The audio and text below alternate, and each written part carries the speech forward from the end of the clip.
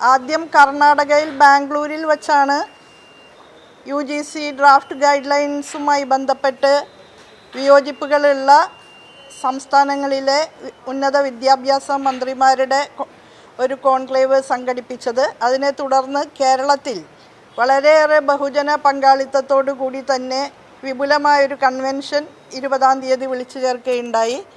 ഇനി ഹൈദരാബാദിൽ വച്ച് മറ്റൊരു വിപുലമായ യോഗം കൂടി വിളിച്ചു ചേർക്കുന്നുണ്ട്.